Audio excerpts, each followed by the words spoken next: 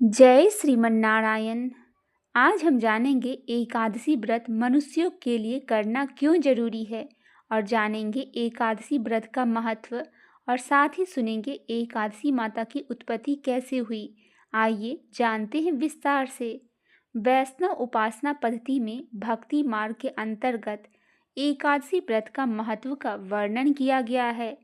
एक माह में आने वाली दोनों एकादशियों के व्रत से शारीरिक और मानसिक दोनों शक्तियों की उत्पत्ति होती है। इसीलिए वैष्णव विशेष रूप से एकादशी का व्रत का अधिक महत्व देते हैं। एकादशी सनातन धर्म में आचरण किए जाने वाले सबसे महत्वपूर्ण व्रतों में से एक है। आइए जानते हैं एकादशी देवी की कथा। एकादशी माता की उत्पत्ति कैसे हुई थी। मुर नाम का एक दैत्य था। रावण और कंस की तरह वह भी बड़ा आतंक मचाता था। स्वर्ग में देवों सहित सभी को पीड़ा देता था। सब लोग उससे रक्षा मांगकर श्रीमन नारायण के शरण में गए। भगवान ने कहा, मैं उसे संभालता हूँ, तुम चिंता मत करो। भगवान मुर के साथ युद्ध करने लगे, लेकिन अपनी सारी शारीरिक शक्ति लगाकर भी भगवान कुछ न कर सके। भगवान को युद्ध के मैदान से पलायन करना पड़ा। वे हिमालय की एक गुफा में जाके छुप गए। मुर भी उनका पीछा करते हुए वहां पहुंच गया। भगवान ने ध्यान करना शुरू किया और उनके मन से एक शक्ति उत्पन्न हुई, उनकी मानसिक शक्ति। इस शक्ति ने बाहर आकर मुर को अपनी तलवार से मार डाला। हम जानते हैं कि शरीर में 10 इंद्रियां होती हैं, 5 ज्ञान इंद्रियां और 5 कर्म इंद्रियां। 11वीं इंद्रिया है मन। संस्कृत में एकादशी का अर्थ है 11। चूंकि यह देवी उनके मन भगवान की 11वीं इंद्रिया से निकली थी, इसीलिए भगवान ने उन्हें एकादशी के नाम से पुकारा। एकादशी माता की उत्पत्ति का दिन उनके नाम से ही जाना जाता है। माता एकादशी के अंतिम चरण के दौरान उत्पन्न हुई थी। इसे जयंती भी कहते हैं और उन्होंने द्वादशी के पहले चरण के दौरान दैत्य को मार डाला था। इसे स्मृति भी कहते हैं। एकादशी के दिन भोजन क्यों नहीं करनी चाहिए। भगवान ने घोषणा की कि एकादशी के दौरान देवी के इस महान कार्य के कारण पूरे जगत में कोई भी पाप नहीं रहेगा। लेकिन पाप तो पहले से ही है। जब उसने यह सुना कि पाप पुरुष का आश्रय की तलाश में इधर उधर भागने लगा, एकादशी के दौरान वह कहाँ रहेगा। वह जहाँ भी गया सभी ने उसे आश्रय देने से इनकार कर दिया। अंत में अन्न भोजन में एकादशी के दौरान उसे आश्रय देने के लिए सहमत हुआ। तो एकादशी के दौरान सभी पाप भोजन में आश्रय लेते हैं। जो कोई एकादशी के दौरान भोजन करते हैं, ये पाप उस व्यक्ति में प्रवेश करते हैं और रोग, समस्या, हानि, परेशानी इत्यादि बन जाएंगे। एकादशी देवी को विष्णु कन्या भी कहा जाता है, क्योंकि वह भगवान की मानस पुत्री है। उनकी मूर्ति पूरी जगन्नाथ मंदिर और द्वारिका धाम में है। भगवान की धर्म की रक्षा के लिए जितने भी अवतार हैं, वे सभी एकादशी के दिन ही हुए हैं। इसीलिए यह इतना पवित्र दिन है। आइए सुनते हैं राजा धर्मकीर्ति की कथा। गालव मुनि का भद्रशील नाम का एक पुत्र था। भद्रशील ने छोटी उम्र से ही एकादशी व्रत का पालन करना शुरू कर दिया। मुनि ने उन्हें ऐसा करने के लिए कभी नहीं कहा था। एक बार मुनि ने भद्रशील से पूछा कि उन्हें इस व्रत को करने से किसने कहा है। भद्रशील ने कहा कि मैं कई जन्मों से एकादशी का व्रत करते आ रहा हूँ। आमतौर पर किसी को भी पिछला जन्म याद नहीं रहता। जब तक आप माँ के गर्भ में होंगे तब तक आपको अपने पिछले जन्मों की याद रहेगी, लेकिन जन्म से ठीक पहले यह स्मृति मिट जाती है। लेकिन भद्रशील को अपने पिछले जन्म की याद उस समय भी थी। यह एकादशी व्रत की शक्ति थी जिसका वे पालन करते थे। वे एक पूर्व जन्म में धर्मकीर्ति नामक राजा थे। धर्मकीर्ति बहुत क्रूर था। उसे कोई पसंद नहीं करता था। ऐसा कोई पाप नहीं था जो उसने नहीं किया था। एक बार वह अपने सैनिकों के साथ शिकार पर गया। उसने एक हिरण को देखा और अपने सैनिकों को उस हिरण के चारों ओर से घेरने के लिए कहा।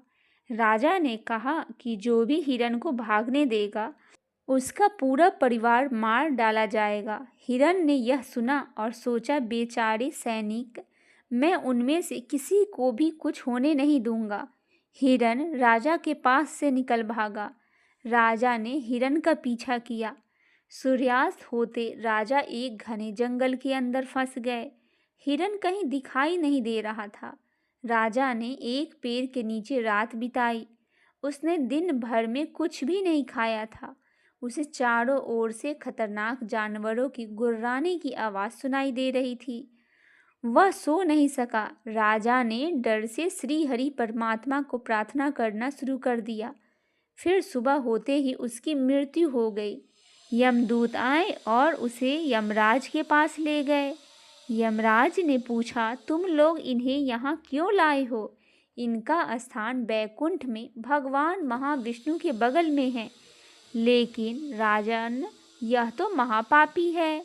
नहीं, वह सब चला गया, ये अब पवित्र है। जिस दिन उनकी मृत्यु हुई वह एकादशी की तिथि थी। उन्होंने दिन भर उपवास किया था और रात में जागते हुए श्री हरि का स्मरण किया था। उनके सारे पाप दूर हो गए हैं, वे पवित्र हो गए हैं।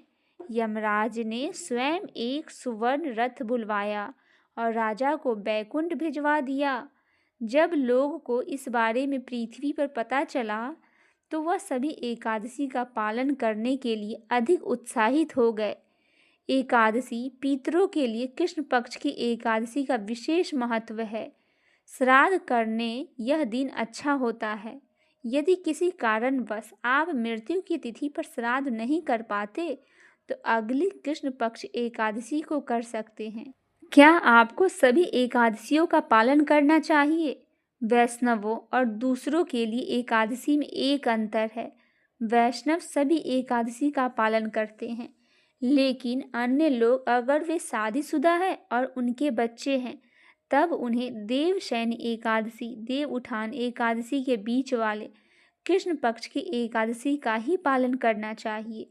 महिलाओं के लिए विवाहित महिलाओं द्वारा उपवास का पालन एक और नियम है। उन्होंने पूर्ण उपवास नहीं करना चाहिए। व्रत के दौरान उन्हें फलाहार अवश्य करना चाहिए। पुरुष को पूर्ण उपवास कर सकते हैं, लेकिन महिलाओं को फलाहार जरूर करना चाहिए। महिलाओं को पति की सहमति लेकर ही व्रत करना चाहिए, अन्यथा इसका कोई लाभ नहीं होगा। जिस भी देवता की आप पूजा करते हैं उनके बारे में जानना जरूरी है। आपको यह जानने की कोशिश करनी चाहिए कि कोई भी धार्मिक कार्य क्यों किया जाता है, तभी फायदा होगा। भगवान की महानता को जाने बिना ही की गई पूजा केवल एक यांत्रिक क्रिया है जिसका कोई आध्यात्मिक लाभ नहीं होगा। इसीलिए जिस देवी या देवता की पूजा करते हैं उनके बारे में जानने की कोशिश करें, तभी अधिक लाभ होगा। उनकी महानता को कैसे जाने? उन्होंने जो किया है उसके बारे में सुनकर या पढ़कर। इसके साथ पूजा करके देखिए, आपको जल्दी ही एहसास होगा कि आपकी प्रार्थनाओं का उत्तर जल्दी मिलने लगा है। आप महसूस करेंगे कि आपकी पूजा कहीं अधिक से सुखद और लाभकारी है। आइए सुनते हैं एक और एकादशी व्रत की कथा। पौराणिक काल में राजा अम्बिरस, जो एक परम वैष्णव भक्त थे, एकादशी का व्रत किया करते थे। एक बार वो एकादशी का व्रत करके द्वादशी के दिन पारण करके व्रत की पूर्ति करने वाले थे। उसी समय अपने अनेक शिष्यों के साथ दुर्वासा ऋषि के उनके भवन में पधारे। शिष्टाचारवश राजा ने उनसे भोजन के लिए आग्रह किया। दुर्वासा जी संध्या के लिए नदी पर स्नान करने के लिए गए। लौटने में जानबूझकर देरी कर दी। इधर अम्बिरस दुर्वासा जी के आने की राह देख रहे थे ताकि उनको भोजन कराया जा सके, लेकिन जानबूझकर दुर्वासा जी द्वारा किए गए विलंब के कारण द्वादशी तिथि समाप्त होने जा रही थी। जैसा कि सभी को पता है कि एकादशी व्रत का पारण द्वादशी के रहते ही किया जाना चाहिए, लेकिन द्वादशी निकल रही थी, इसीलिए व्रत का पारण तुरंत करना बहुत जरूरी था। अम्बरीश ने दुर्वासा जी को भोजन कराने से पहले कुछ ग्रहण करना ठीक नहीं समझा, लेकिन व्रत की पूर्ति के लिए उन्होंने केवल जल से आचमन कर लिया और व्रत का पालन कर लिया। जब दुर्वासा जी लौट कर आए तो द्वादशी निकल चुकी थी, लेकिन अपनी योग शक्ति से उन्होंने ये जान लिया कि मुझको भोजन कराए बिना राजा ने पारण कर लिया है। और यह जानकर दुर्वासा जी अत्यंत क्रोध में आ गए और उन्होंने एक भीषण कृत्य प्रकट कर दी, जो अम्बरीश को खाने के लिए आगे बढ़ रही थी। लेकिन वैष्णव अम्बरीश की रक्षा में भगवान विष्णु का सुदर्शन चक्र नियत था, इसीलिए सुदर्शन चक्र ने पहले कृत्या को नष्ट किया। वहीं दूसरी ओर वह दुर्वासा जी को भी दंड देने के लिए आगे बढ़ा। दुर्वासा भयभीत होकर सारे लोकों का भ्रमण करते रहे, लेकिन किसी ने दुर्वासा जी को शरण नहीं दिया। आखिर में दुर्वासा जी ने भगवान विष्णु के शरण में गए और उनसे सुदर्शन चक्र से सुरक्षा के लिए गुहार लगाई। लेकिन भगवान विष्णु ने दुर्वासा को राह दिखाते हुए कहा कि उन्होंने एक वैष्णव को सताया है, इसीलिए जिसको उन्होंने सताया है वही उन्हें क्षमा करेंगे। इसीलिए उन्हें राजा अम्बरीश के शरण में ही जाना चाहिए। भगवान विष्णु की बात सुनकर दुर्वासा जी अम्बरीश की शरण में आ गए। इन सब में पूरा 1 साल बीत गया था और हैरानी की बात ये थी कि राजा अम्बरीश अभी भी दुर्वासा ऋषि की राह देख रहे थे। दुर्वासा जी को अपने समक्ष देखकर अम्बरीश ने दुर्वासा जी को दोनों हाथों से पकड़कर उन्हें उठाया और स्वयं को अपराधी बताते हुए कहने लगे, मेरे कारण आपको इतना कष्ट हुआ है, इसीलिए मैं क्षमा प्रार्थी हूँ। और उन्हें सुदर्शन चक्र से दुर्वासा जी को क्षमा करने की प्रार्थना की और दुर्वासा जी को भोजन कराकर तब उनके प्रसाद स्वरूप भोजन को ग्रहण किया। दुर्वासा जी के मुंह से ये शब्द निकल पड़ा, धन्य है वैष्णव जिनके हृदय में सौहार्द और प्रेम होता है, इसीलिए संसार की सब शक्तियाँ वैष्णव से पराजित हो जाती है। बोलिए लक्ष्मी नारायण भगवान की जय हो। आइए भक्तजनों एक और अन्य कथा सुनते हैं जिसमें माता स्वयं ने बोलिए लक्ष्मी नारायण भगवान की जय हो। आइए भक्तजनों एक और अन्य कथा सुनते हैं जिसमें माता सीता ने भक्त के लिए स्वयं भोजन बनाया था। भगवान भक्त के लिए क्या कुछ नहीं करते। अगर भक्त का प्रेम भक्ति सच्ची हो तो उसके सारथी तक बनकर उसका रथ चलाते हैं। अगर भक्त का भाव सच्चा हो तो भगवान खंबे तक प्रकट हो जाते हैं। ऐसे ही एक कथा का वर्णन आता है भक्त माला जी की। जब एक भक्ति के लिए माता सीता ने रसोई बनाई थी। पौराणिक कथाओं के अनुसार एक नगर में एक बहुत ही सरल व्यक्ति रहता था जिसका नाम था श्याम। उसमें वैसे तो सारे गुण थे, परंतु एक ही अवगुण था और वह था कि श्याम खाता बहुत था। उसकी खुराक बहुत थी, वह अकेले ही 10 लोगों का भोजन खाने में सक्षम था। एक बार उसके परिजनों ने उसकी इस आदत से परेशान होकर उसे घर से निकाल दिया। उसे कुछ समझ नहीं आया, उसे फिक्र थी तो बस भोजन की। वो बेचारा सीधा साधा व्यक्ति ऐसे ही रास्ते पर चल निकला। चलते चलते उसने देखा एक जगह बड़े ही हष्ट पुष्ट साधु बैठे हुए थे और उनके साथ उनके कुछ शिष्य भी बैठे हुए थे। उनकी भी सेहत काफ़ी अच्छी थी। यह देख उसने साधु को प्रणाम किया और उन्हें अपनी स्थिति बताई, जिस पर उन्होंने उसे अपने साथ आश्रम चलने को कहा और जितना चाहे उतना भोजन देने को आश्वासन भी दिया। इसके बदले काम था केवल हरि नाम का जाप करना।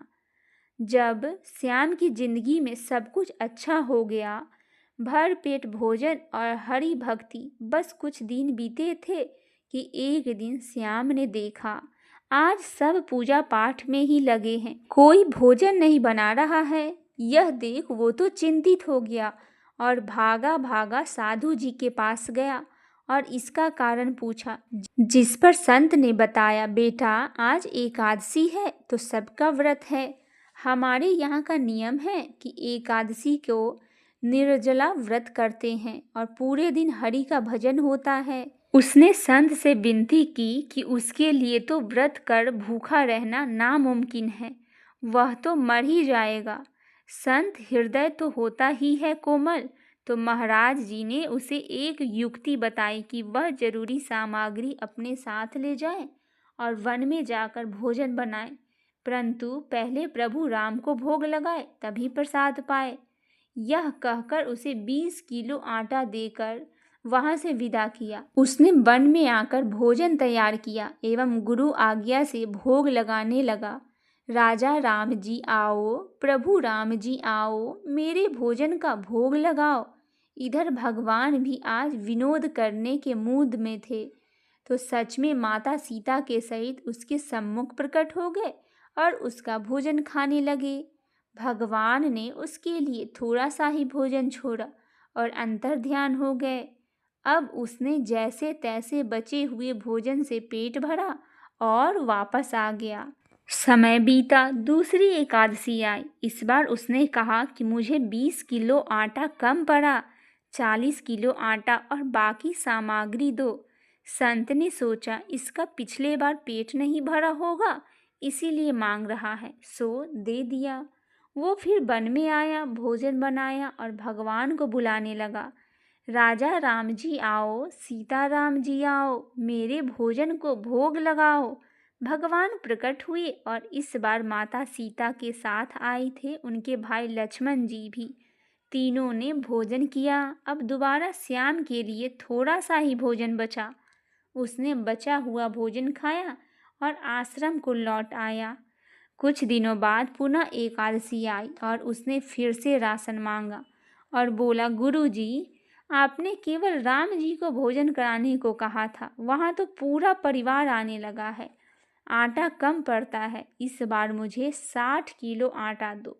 अब 60 किलो आटा सुनकर तो संत को भी संशय हुआ, यह झूठ बोल रहा है, भगवान थोड़े ही इसका भोजन करते होंगे, यह आटे को बेच देता होगा। यह सोचा संत ने उसे आटा तो 60 किलो दे दिया, परंतु उसका पीछा करने का निश्चय किया। इधर आज वन आकर उसने भोजन बनाए बिना भगवान को बुलाया। सीता राम जी आओ, लक्ष्मण राम जी आओ, मेरे भोजन को भोग लगाओ। परंतु आज तो प्रभु श्री सीताराम अपने तीनों भाइयों और हनुमान जी सहित पधारे। उन्हें देख श्याम ने उन्हें प्रणाम किया और बोला, देखो प्रभु, मैं ठहरा आलसी जीव, मुझसे खुद के लिए ही भोजन नहीं बनता और आप पूरा खानदान लेकर आ जाते हो। अंत में मिलता है मुझे कुछ नहीं, तो लो यह रहा राशन, खुद बनाओ और खुद खाओ। यह सुनकर भगवान राम मुस्कुराए और सभी काम करने लग गए। हनुमान जी को लकड़ी लाने भेजा, भरत शत्रुघ्न ने सब्जी आदि काटी, माता सीता ने रोटी बनाई और लक्ष्मण ने उनकी सहायता की। इधर गुरु जी भी यह देख रहे थे और उनके नेत्रों से आंसू बहने लगे। उन्होंने सोचा, यहाँ दाढ़ी सफ़ेद हो गई, पूरा जीवन निकल गया, परंतु कभी प्रभु के दर्शन नहीं हुए और इस निश्चल सरल श्याम ने भगवान को प्रकट कर लिया। उधर माता सीता ने रसोई बनाई, सभी ने बड़े प्रेम से भोजन पाया और भगवान श्री सीताराम जी महाराज श्याम को आशीर्वाद देकर वहाँ से अंतर ध्यान हो गए।